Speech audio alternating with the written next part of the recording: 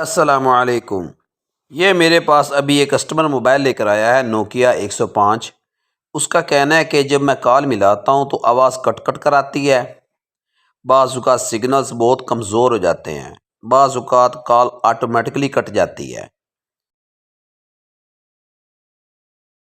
इस वीडियो में मैं आपको बताऊंगा कि यह फ़ॉल्ट क्यों पैदा होता है। ये आप देख रहे हैं जोंग सिग्नल जो है ना वो अप डाउन हो रहे हैं। जैसे मैंने कॉल मिलाई है तो सिग्नल अप डाउन हो रहे हैं। ये वजह होती है। अब इसका सलूशन क्या है? ये आप एंटीना देख रहे हैं। एंटीना बोर्ड के अंदर प्रिंट होता है नोकिया के मॉडल्स में। और ये जो जगह है ना, यहां से एंटीना ब्रेक हो चुका है। करना क्या है?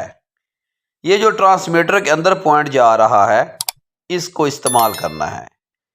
इस पॉइंट को एंटीना के साथ जंप कर देना है।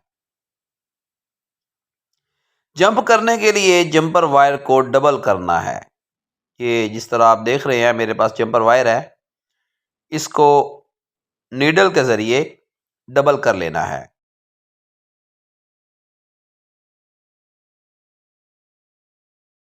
ठीक हो गया जी। जंपर वायर कितनी ज़बरदस्त डबल हो चुकी है। अब इसको यूज़ करना है। जंपर वायर को तैयार करने के बाद जो पॉइंट ट्रांसमीटर में जा रहा है, एक पॉइंट उधर से सोल्ड कर देना है और जंपर वायर का दूसरा पॉइंट एंटीना के साथ डायरेक्ट सोल्ड कर देना है। इस फॉल्ट में ट्रांसमीटर को रीसोल्ड करने या ट्रांसमीटर को तब्दील करने की ज़रूरत नहीं होती। एंटीना ख़राब हो जाए तो सिग्नल्स कम आते हैं, कॉल ऑटोमेटिकली कट जाती है, कॉल के दौरान आवाज़ कट कट कर आती है। ये 3-4 फॉल्ट्स शो होते हैं। तो इस सूरत में इस फॉल्ट का सलूशन क्या है वो मैंने आपको दिखा दिया है। ये आप देख रहे हैं एंटीना से वायर उठाई है और ट्रांसमीटर के अंदर जो पॉइंट जा रहा है उन दोनों को आपस में कनेक्ट कर दिया है। अब मोबाइल को ऑन करके देख लेते हैं। ठीक हो गया जी, मोबाइल ऑन हो गया।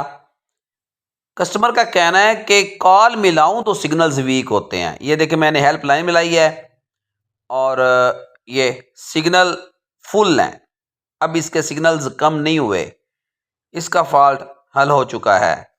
वीडियो अच्छी लगे तो मेरा चैनल सब्सक्राइब कर दीजिएगा। आपकी मोहब्बतों का शुक्रिया।